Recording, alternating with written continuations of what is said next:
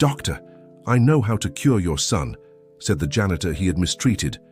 Michael Anderson held his daughter's medical chart with trembling hands as tears blurred his vision. Emily, his little girl of just 9 years old, had been hospitalized for 3 weeks at Mercy Medical Center in Chicago, and none of the renowned specialists could diagnose the mysterious illness consuming her day by day. "Dr. Anderson, excuse me," a soft voice said behind him. Michael turned irritably, glaring at the woman in a blue uniform and yellow gloves, standing timidly in the doorway. It was Elena, the new janitor at the hospital. "What do you want? Can't you see I'm busy?" he snapped. "It's just, I noticed some symptoms in your daughter that seem familiar to me," she murmured, unable to finish her sentence. "Familiar?" Michael laughed scornfully. "Since when do janitors know anything about medicine? Please stick to mopping the floors and leave the diagnosing to those who actually studied for it."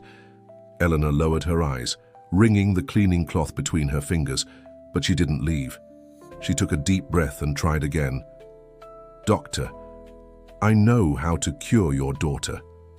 The doctor, known for his competence but also his arrogance, completely lost his patience. "Enough!" he shouted, drawing the attention of the nurses in the hallway. "Get out of here right now, or I'll speak to your supervisor. Isn't all the stress I'm under enough? Now I have to take medical advice." From a janitor. Elena stepped back, hurt as Michael slammed the door, but before she could walk away, she heard the sharp beeping of the heart monitor speeding up, followed by the doctor's desperate cries calling for the emergency team.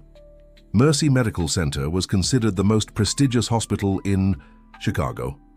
Located in Lincoln Park, its modern facilities and team of renowned specialists attracted patients from all over the United States.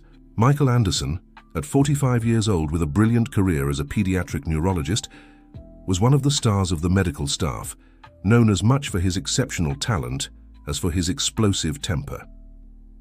That autumn morning, the doctor arrived earlier than usual. For 3 weeks he hadn't returned home, sleeping only a few hours on the couch in his office. Ever since Emily had mysteriously fallen ill during a school trip to the botanical gardens, his life had turned into a nightmare. "Good morning, Dr. Anderson," greeted head nurse Margaret, a grey-haired woman who had worked at the hospital for over 30 years. Michael merely nodded without looking up from the test results he was obsessively reviewing. "Any news about Emily?" Margaret asked with genuine concern. "Nothing conclusive. The new test results are coming in today, but I have little hope," he replied, rubbing his tired red eyes. "I've consulted colleagues abroad, sent results to rare disease specialists. No one can figure out what's happening to her." Emily's deterioration was terrifying. Once a cheerful, energetic little girl, she now could barely stay awake for a few hours. She had intermittent fevers, skin rashes, severe joint pain, and fatigue that worsened every day. At first, they suspected a tropical infection, then autoimmune diseases, even rare genetic conditions. But all tests came back inconclusive or negative. Dear listener, if you're enjoying the story, please take a moment to like, and especially subscribe to the channel. It helps us a lot as we're just starting out. Now continuing, Michael entered room 507, where Emily lay sleeping, her pale face against the white pillow, her small, fragile body connected to multiple machines. Beside the bed, in a worn-out armchair, sat Jennifer, his ex-wife and Emily's mother. Even after their messy divorce 3 years prior, they maintained a cordial relationship for their daughter's sake. "How was her night?" asked Michael, checking the chart at the foot of the bed. "She had a high fever around 3 in the morning, replied Jennifer, herself a nurse in the pediatric ward of the same hospital. "We managed to control it with medication, but it's getting harder to keep her stable." Michael moved closer to his daughter, gently stroking her hair. Emily slowly opened her eyes. "Dad," the girl murmured with a weak smile. "Did you not go home again?"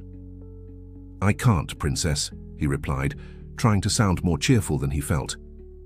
"I need to keep an eye on the doctors here. You know how lazy they get when I'm not around." The weak joke drew a small smile from Emily, who soon closed her eyes again, exhausted from the minimal effort of a brief conversation. "Michael, we need to talk," said Jennifer, gesturing toward The hallway. Once outside the room, Jennifer's expression hardened. At 42, she still had the beauty that had drawn Michael to her when they met during his medical residency. "You're pushing away the people who want to help, Michael," she began, crossing her arms. "Doctor, Williams told me you practically kicked him off the team yesterday." "Williams is incompetent," Michael shot back defensively. "He proposed a treatment that could make her condition worse. I won't let them use our daughter as a guinea pig for half-baked theories. And the nursing staff. 3 nurses have already asked to be transferred. You yelled at Susan in front of patients." Michael looked away, unable to hold his ex-wife's accusing gaze. "I'm doing what's necessary to save our daughter." "No, Michael. You're doing what you always do, acting like you're above everyone else, like only you know what's best." Jennifer took a deep breath. "I know you're suffering. So am I. But if this continues, I'll request that you be officially removed from the case." "You can't do that," he exclaimed in disbelief. "I'm her father." "Yes, and you're also an emotionally compromised doctor, making questionable decisions and mistreating the staff." She paused, inhaling deeply before continuing. "And there's more. If this behavior doesn't stop, I'll file for a review of our shared custody." The threat hit Michael like a physical blow. "You wouldn't. I will if I have to. Emily needs a father, not just an obsessed doctor." Before Michael could respond, the pager in his pocket went off. It was an alert from Emily's room. Both rushed back to find the girl in the throes of a seizure, her small body convulsing violently against the mattress. "Emergency team to room 507, Michael shouted as he positioned himself beside his daughter. In the ensuing chaos, with doctors and nurses scrambling to stabilize Emily, Michael noticed Elena, the cleaning woman, watching from the doorway with an expression of deep concern. For a moment, their eyes met, and he could have sworn he saw not just sadness but something unsettling, a knowing look in her gaze. In the hours following the crisis, Emily was transferred to the pediatric ICU. Preliminary tests indicated her liver was beginning to fail, complicating her already critical condition. The medical team gathered in a conference room to discuss next steps, with Michael at the head of the table, visibly drained. "Toxicology screens remain negative for all known substances," explained Dr. Robert Williams, the infectious disease specialist who, despite his clashes with Michael, stayed on the case due to its severity. "But something is attacking her liver, possibly a toxin we can't identify with our current methods." "What if we increase the corticosteroid dose?" suggested one of the specialists. "It might help control the systemic inflammatory response." Michael shook his head. "She's already at the maximum dose. Any more would further compromise her immune system." The discussion continued for another hour, with different specialists proposing approaches ranging from conservative treatments to experimental interventions. In the end, they reached a consensus on adjustments to the current medication and additional specialized tests, but the mood was one of restrained pessimism. As the doctors left the room, Dr. Richard Johnson, the hospital's clinical director, and Michael's former mentor, stayed behind for a private conversation. "Michael, you need to seriously consider whether you should remain directly involved in Emily's treatment," Richard said with the authority of his 65 years of experience. "Your judgment is compromised." "I'm not compromised, I'm determined," Michael countered. "No one knows her medical history better than I do." "That's precisely the problem. You're too close to see the full picture." Richard placed a hand on his colleague's shoulder. "Jennifer came to see me this morning. She's as worried about you as she is about Emily." Michael felt his stomach drop. His earlier conversation with Jennifer still echoed in his mind. "She threatened to take away my shared custody," he admitted, his voice strained. Richard nodded gravely. "And you understand why, don't you? You've always been brilliant, Michael, but your arrogance is finally catching up with you. Staff are complaining, colleagues are refusing to collaborate, and now your family is pulling away." He paused meaningfully. "I heard you publicly humiliated one of the cleaning staff yesterday." Michael flushed with shame but tried to justify himself. "She was trying to interfere with the case, Richard. A janitor trying to give diagnoses, as if we don't already have enough armchair experts online. And that justifies making a scene in the hallway." The director stared at him sternly. This hospital has a respect policy that applies to every employee, regardless of position. Michael knew he was wrong, but his pride kept him from admitting it. Before he could muster an excuse, his phone rang. It was the ICU. "I have to go," he said, standing abruptly. "Emily is having another episode. Over the next 48 hours, Emily's condition deteriorated further. The patches on her skin spread across her torso and limbs. Her liver function worsened with each new test, and her kidneys began showing signs of failure. The girl drifted between unconsciousness and bouts of confusion and agitation." Michael barely left the ICU. When he wasn't at his daughter's side, he was in the lab, obsessively reviewing every result, searching for patterns the other doctors might have missed. Exhaustion was clouding his judgment, but he refused to rest. It was during one of those late nights when the hospital was silent, except for the steady beep of monitors, that Michael saw Eleanor again. He had stepped out to get coffee from the doctor's lounge and on his return, spotted the janitor in the empty ICU hallway. She wasn't cleaning, she stood motionless by the observation window, staring at Emily with an expression he couldn't decipher. His first instinct was to confront her again, but something stopped him. Maybe it was fatigue, maybe the growing sense of defeat settling in his chest. Instead, he watched her for a moment. Eleanor seemed to be murmuring something like a prayer as she gazed at his daughter. In her hands, she clutched what looked like a worn photograph. When she finally noticed his presence, her eyes widened in alarm. She quickly tucked the photo into her uniform pocket and hurried away. "Wait," said Michael, surprising even himself with his almost gentle tone. "What were you doing?" Eleanor hesitated, clearly uncomfortable.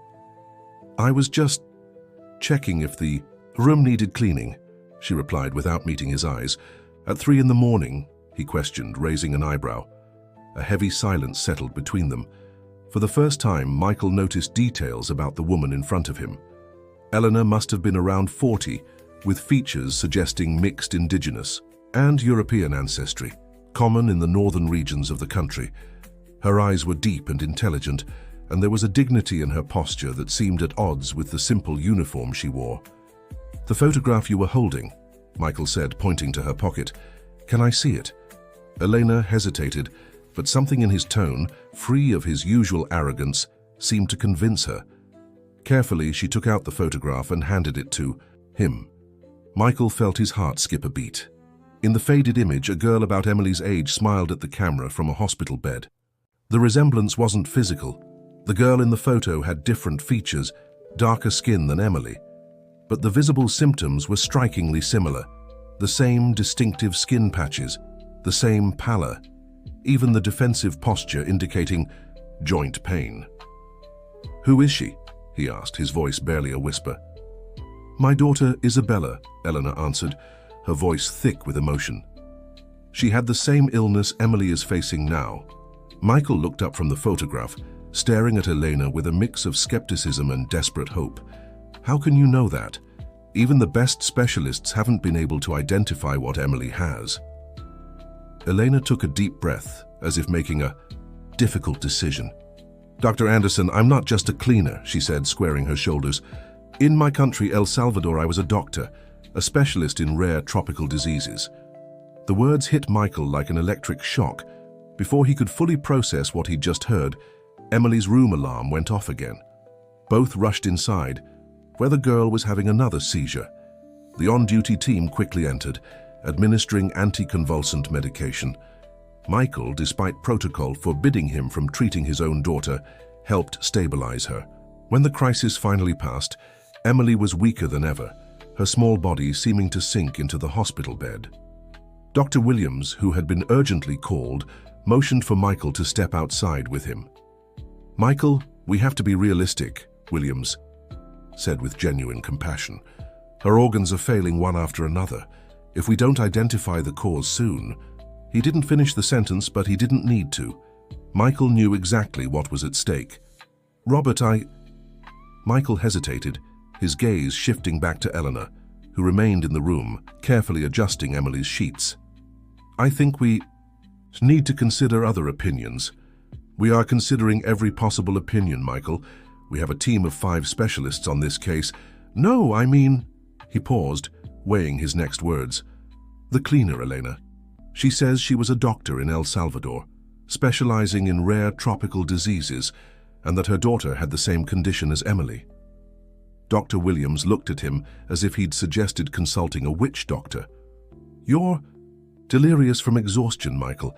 We need science now, not stories from someone who barely speaks proper English. The hostility in his colleague's remark made Michael realize something he'd never noticed before. The deep-seated prejudice with which he himself had treated people like Elena was present throughout the entire hospital, even among doctors who considered themselves ethical and impartial. Robert, we're out of options, insisted Michael.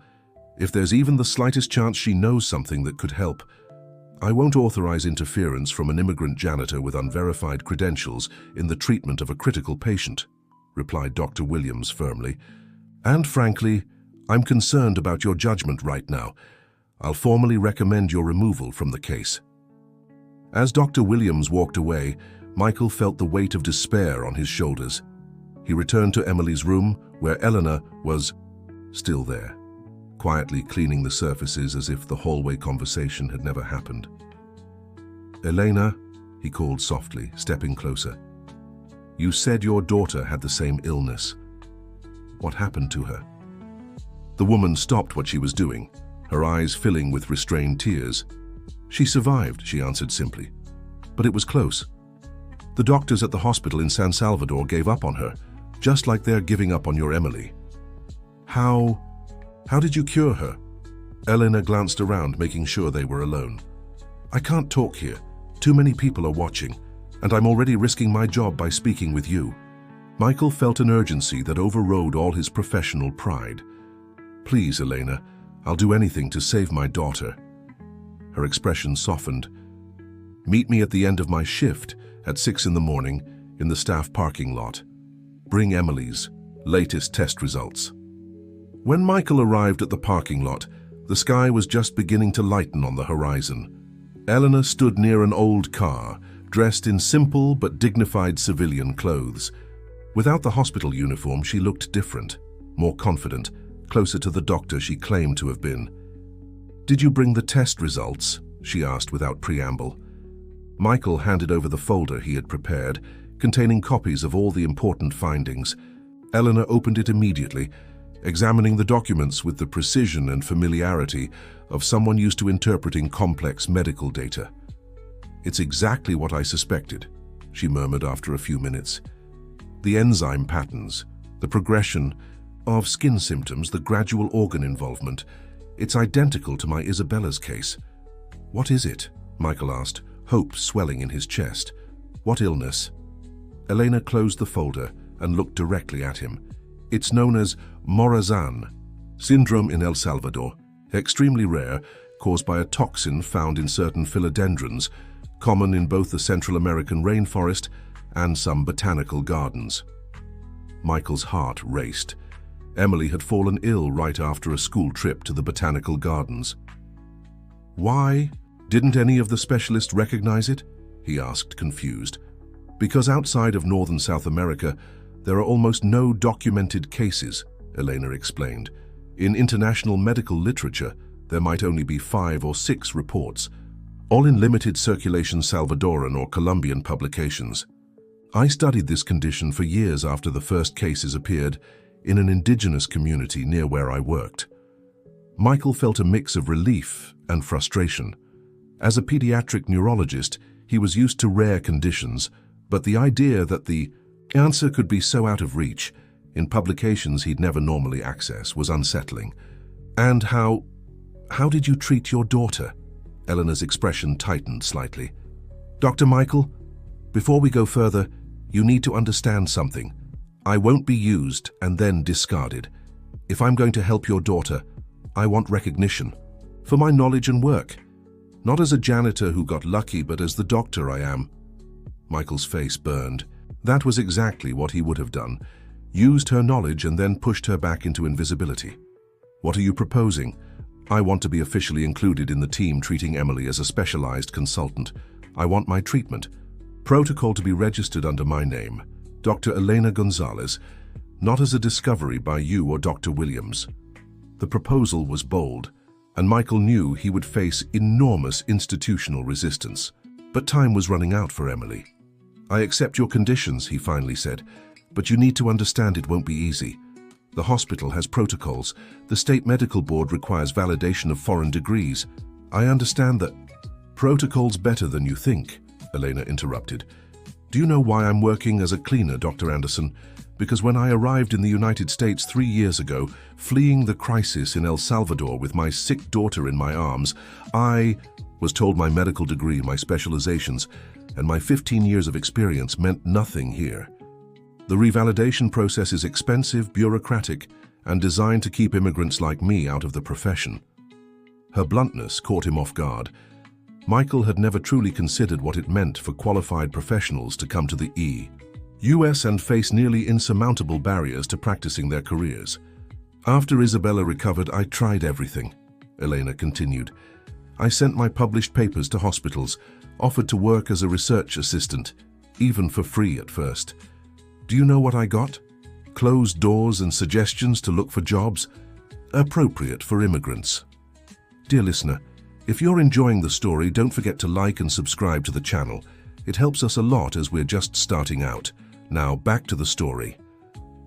Michael's discomfort grew with every word.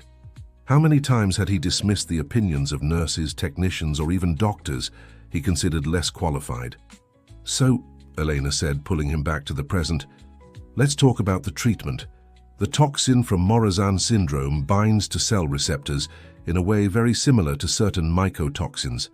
Conventional treatments fail because they try to eliminate the toxin after it's already inside the cells. And what's the right approach? A 3-step protocol. First, a specific set of antioxidants that alter the toxin's molecular conformation inside the cells. Second, a treatment based on purified extract from an antagonistic plant, Monstera deliciosa, which neutralizes the toxic effects. And third, a modified chelation therapy to remove the resulting complexes. Chelation? Michael frowned. That's mainly used for heavy metal poisoning. Exactly why no one considers it for this case. But the toxin from the philodendron forms complexes with the body's own metals, especially iron and copper. Removing these complexes is essential for recovery. As Eleanor explained the treatment details, Michael recognized the solid clinical reasoning behind her approach. This wasn't pseudoscience or alternative medicine. It was a sophisticated application of established biochemical principles to a specific problem conventional medicine hadn't yet mapped properly. The Monstera extract. Can we get that in the US? Yes, the plant is native to the Central American rainforest too. I have contacts with researchers at the University of Central America who can supply it quickly. The problem will be convincing. The hospital to approve an unvalidated treatment.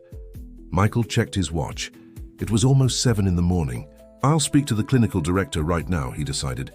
"Can you write up the detailed protocol?" Elena nodded, pulling a worn notebook from her bag. "It's already written. I've been tracking Emily's case since I first saw her. The symptoms, the progression, it all matches the pattern." Michael picked up the notebook, impressed by the meticulous notes and detailed diagrams. This was the work of a true researcher, not someone just offering opinions. "Why did you take such a risk for us?" he asked, suddenly curious. "After how I treated you?" Eleanor placed the folder with the test results in her bag before answering. "Because I know what it feels like to think you'll lose a child to something that could be cured, and because, despite everything, I still believe in the oath I took when I graduated." The meeting with the clinical director was as tense as Michael had anticipated. Dr. Richard listened carefully, but his expression shifted between skepticism and concern. "You're asking me to authorize an experimental treatment based on the word of a janitor who claims to be a doctor, without any validation through the proper channels," he summarized when Michael finished his explanation. "I'm asking you to save my daughter," Michael replied. "You said it yourself. We're out of options, Richard. The latest tests show Emily's liver is failing rapidly. In 72 hours, it'll be too late." Richard examined Elena's notebook, which Michael had brought. "These notes are impressive, I won't deny that, but it doesn't change hospital protocols. I can't just let a janitor prescribe medication. The state medical board would come down on us like a hammer. She doesn't have to prescribe, Michael argued. I'll take full responsibility. She'll just be a consultant. Even so, we need some verification of her credentials. Michael had anticipated this objection. I took care of that, he said, handing the director a folder. I contacted the University of El Salvador early this morning. They confirmed Elena Gonzalez graduated with honors and published several papers on rare tropical diseases. I also included copies of her articles that I accessed through contacts at the CDC Research Division. Richard flipped through the documents with growing interest. This changes things somewhat, but we still have the issue of an unvalidated protocol. The Ethics Committee would never approve this in the time we have. There's a clause for compassionate treatment in terminal cases, Michael reminded him. That's what I'm requesting. If I, as the father and attending physician, sign the informed consent forms, the hospital is legally protected. The director closed the folder, thoughtful. Michael, you understand this could cost you your career. If anything goes wrong, you'll be held responsible. I understand perfectly. And Dr. Williams, he's officially in charge of the case now. The final decision is his. Michael had considered this obstacle. That's why I need your support. Richard, as director, you can authorize the procedure as an exception. The older man sighed deeply. I'll consult our legal department, but I'm making no promises. And Michael, he paused meaningfully. If this works, I hope you seriously reflect on how you got to this point. It took your daughter being on the brink of death for you to recognize the worth of someone you considered beneath you. The words hit Michael hard, but he only nodded. His arrogance had nearly cost Emily her life, and that was a truth he'd have to face eventually. But right now, his only priority was saving his daughter. When he returned to the ICU, he found Jennifer sitting beside Emily's bed, her face lined with exhaustion and worry. She looked up as he entered. I spoke to the director about a new treatment approach, Michael said, sitting beside her. What approach? Jennifer asked, suspicious. She knew her ex-husband too well not to sense when he was hiding something. Michael hesitated, but knew he'd need her support. Remember the janitor I embarrassed in the hallway?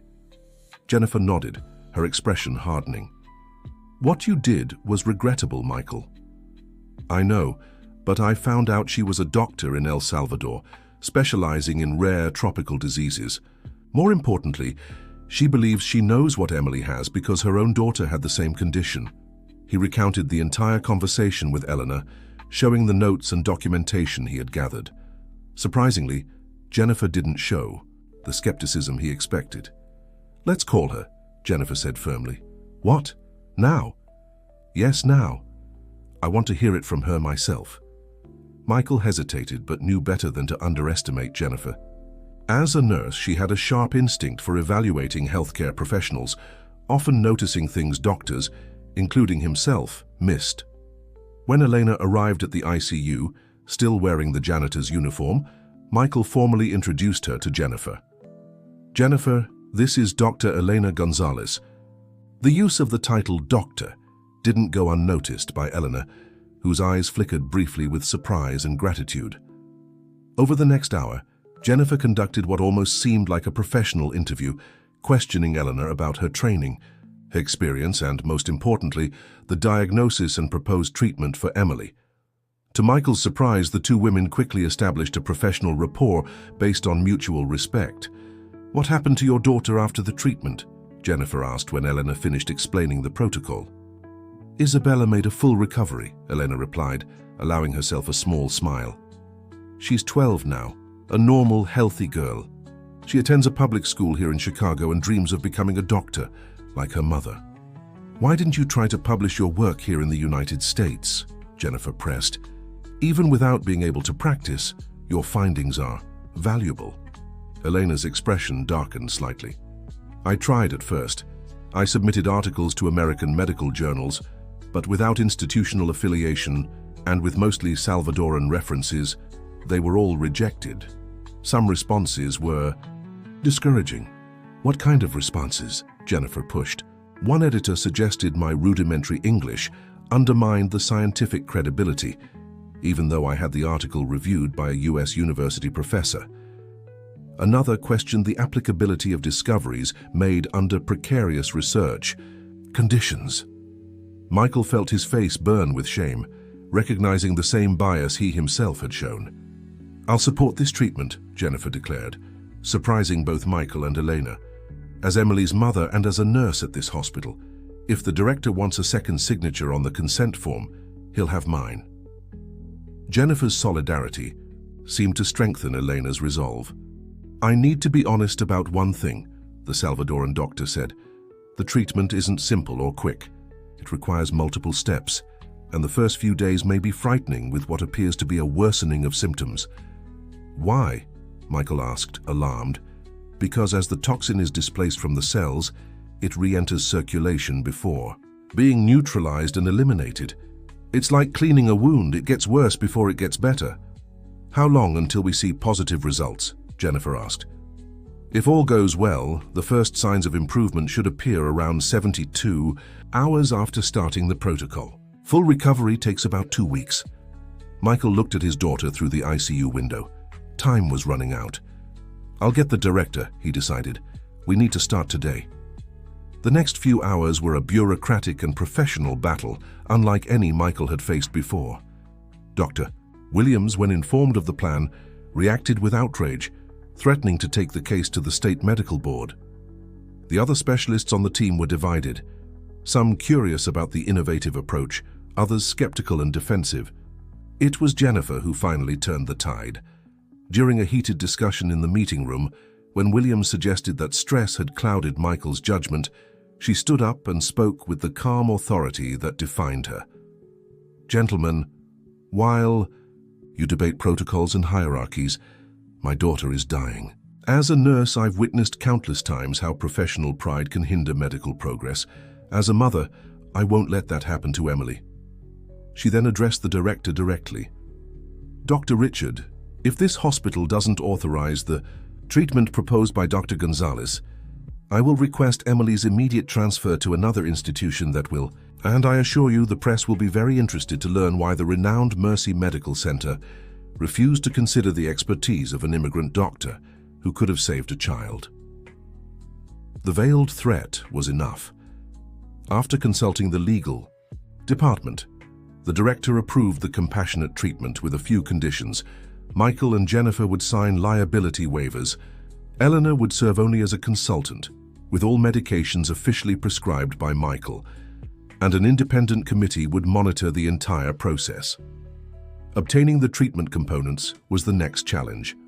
While some were readily available in the hospital pharmacy, the Monstera deliciosa extract had to be urgently requested from an ethnobotanical research lab in the Central American rainforest. Eleanor activated her academic contacts, and the crucial component arrived in less than 24 hours, thanks to a university professor who recognized her name from past publications. When the treatment finally began, a new battle emerged, the fight for respect within the medical team. Despite official approval, many nurses and technicians, influenced by Dr. Williams's attitude, were reluctant to follow the directions of a woman they had seen scrubbing floors just hours earlier. It was Margaret, the head nurse, who shifted the dynamic. After observing Elena meticulously explaining the treatment's mechanism to Michael, she approached during a shift change. "Dr. Gonzalez," Margaret said, deliberately using the title, "I'd like you to explain the protocol to the entire nursing staff. If we're going to care for this patient, we need to fully understand the treatment." The impromptu educational session that followed was transformative. Elena explained every aspect of the protocol with clarity and scientific precision, answering complex questions with the confidence of someone who had mastered the subject. Gradually, respect took hold, and even the most skeptical began treating her with the deference due to a professional peer. As Elena had predicted, the first 48 hours were agonizing. Emily's condition visibly worsened, with rising fever and intensifying skin lesions. The girl alternated between periods of agitation and deep lethargy. "This is normal," Elena assured them, constantly monitoring the parameters. "The toxin is being mobilized. The liver indicators show the process is unfolding as expected." Michael and Jennifer took turns at their daughter's bedside, both exhausted but determined. Their relationship, strained since the divorce, seemed to find a new balance in the face of shared adversity. It was in the early hours of the third day that the first positive change occurred. Emily's fever began to subside, and her liver enzyme levels, which had been rising alarmingly, stabilized. "It's working," Michael murmured, staring in disbelief at the latest test results. "It's really working." Eleanor, who had remained at the hospital practically without rest, simply nodded, allowing herself a small smile. "The next test should show improvement in the kidney markers too," she predicted. "The toxin elimination process is progressing." On the morning of the fourth day, Emily woke up lucid for the first time in weeks. Still weak, but visibly better, she smiled upon seeing her parents. "I had a strange dream," the girl said in a hoarse voice. "I dreamed a doctor with yellow gloves was taking care of me." Michael and Jennifer exchanged emotional glances, while Eleanor, who was entering the room, at that moment stopped in surprise at the door. "This is Dr. Elena," Jennifer introduced gently. "She's helping with your treatment." Emily studied the woman with curiosity. "Do you wear yellow gloves?" Elena stepped closer, smiling. "Sometimes when I'm cleaning, but right now I'm wearing white gloves to take care of you." The girl nodded as if this made perfect sense in her childlike logic. In the week that followed, Emily's recovery progressed steadily. The skin spots began to fade, her liver and kidney function gradually returned to normal, and her energy increased each day. News of the experimental treatment's success spread quickly through Mercy Medical Center, drawing attention from doctors in other departments. Dr. Williams, who had initially been the strongest opponent, was the first to publicly acknowledge Elena's merit. During a visit to the patient, he extended his hand to the Salvadoran doctor. "Your knowledge saved this child, Dr. Gonzalez. I hope we can collaborate on a scientific paper documenting this case." Williams's change in attitude influenced other professionals. Soon, Elena was being consulted about suspected cases of other rare tropical diseases, first informally, then in official clinical meetings. For Michael, however, the transformation was deeper and more personal. As Emily recovered, he found himself confronting painful truths about himself, his elitism, his arrogance, the way he had treated colleagues, staff, and even patients. One quiet afternoon, when Emily had already been moved from the ICU to a regular room, he found Elena reviewing the girl's latest tests. "I owe you more than I can express," Michael said, sitting beside her. Elena looked up from the papers. "You owe me nothing. I did what any doctor would do." "No, you did what I should have done from the start, listened." He paused, searching for the right words. "I've spent my career judging people by appearances, titles, accents. How many patients have I harmed by not listening to someone I considered less qualified?" "Medicine is a journey of continuous learning," Eleanor replied with surprising gentleness. "Not just about diseases, but about people." "I want to help validate your medical license in the United States," Michael declared firmly. "I'll use my influence, contacts, whatever it takes. This hospital needs professionals like you, not hidden in cleaning roles." Eleanor's expression showed skepticism. "It's more complicated than it seems, Dr. Michael. The obstacles are enormous." "Then we'll face them one by one," he insisted, starting with a complete scientific report on Emily's case, highlighting your crucial contribution. "Then we'll present your case to the State Medical Board, requesting a special evaluation for license validation." "Why would you do this?" Elena asked, genuinely curious. Michael reflected before answering, "Because I learned the hard way that true medical excellence isn't in framed diplomas or prestigious publications, but in the ability to put the patient's well-being above everything, including one's own ego." Elena smiled, and for the first time, Michael saw in her not the cleaning lady or even the doctor, but simply an extraordinary human being who had crossed his path at the most critical moment of his life. 3 months later, the main auditorium at Mercy Medical Center was packed for the annual symposium on tropical medicine and rare diseases. In the audience, doctors, researchers, and students eagerly awaited the keynote presentation. Emily, fully recovered, sat in the front row between Jennifer and Isabella, Eleanor's daughter. The two girls had formed an instant friendship, bonded by the shared experience of surviving the same rare illness. On stage, Michael adjusted the microphone as the last few people found their seats. "It is with great honor that I begin this symposium," he started. 3 months ago, this hospital witnessed a case that challenged not only our medical knowledge, but also our preconceptions about who can hold that knowledge. He paused, spotting Emily in the audience and smiling briefly at his daughter before continuing. "Today, I present to you not only a new approach to diagnosing and treating Morazan syndrome, but also an exceptional doctor whose journey reminds us of the true essence of medicine." Michael turned toward the side of the stage. "Please welcome Dr. Elena Gonzalez, now officially a consultant for the Department of Rare Tropical Diseases at Mercy Medical Center." Dear listener, if you're enjoying the story, don't forget to like and especially subscribe to the channel. It helps us a lot as we're just starting out. Now, back to the story. Elena stepped onto the stage, no longer wearing a cleaning uniform or simple clothes, but dressed in an elegant formal suit and a white lab coat with the hospital's logo. The audience applauded warmly, many already familiar with the remarkable story that had circulated widely in medical circles. As Michael stepped aside, a deep sense of gratitude washed over him. His daughter was alive and well. His relationship with Jennifer had reached a new level of mutual respect and understanding, to the point where they were reconsidering their custody arrangement for Emily. And perhaps most importantly, he had learned a lesson in humility that transformed not only his approach to medicine, but to life itself. Elena began her presentation clearly and authoritatively, explaining the mechanisms of the rare disease and the innovative treatment that had saved Emily. In the front row, the girl watched proudly as the woman who had once worn yellow gloves to clean her room and white gloves to save her life spoke. The process of validating Elena's medical degree still faced bureaucratic hurdles, but with the institutional support of Mercy Medical Center and her growing professional reputation, the path was open. In the meantime, her role as a consultant allowed her to share her knowledge without violating professional regulations.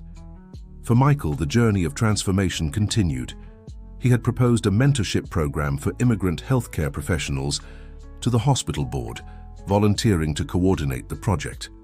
He was also critically re-examining many of his past practices and attitudes, striving to become not just a better doctor, but a better person. Elena's presentation was met with a standing ovation.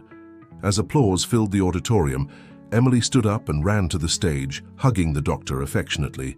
Soon, Isabella joined them, followed by Jennifer, and finally, Michael. At that moment under the stage lights, there were no hierarchies, titles, or divisions, just people united by mutual respect and the understanding that true healing goes far beyond treating diseases. After the symposium, as the participants dispersed, Emily approached her father with a serious expression that seemed beyond her 9 years. "You know, Dad, I think when I grow up, I want to be a doctor like you and Aunt Elena." Michael smiled, deeply moved. "Whatever path you choose, I'm sure you'll be extraordinary. The important thing is to always remember to listen to every voice, especially the ones others ignore." The girl nodded solemnly, as if absorbing a fundamental truth, before running off to join her friend Isabella, who was waiting impatiently to show her the new game she'd brought. Watching the two girls walk away, Michael reflected on the strange paths of fate. A rare and terrible disease, which had nearly taken his daughter, had also brought the greatest lesson of his life. Pride, arrogance, and prejudice had been his own illnesses, as dangerous as the toxin that had infected Emily, and equally in need of an antidote.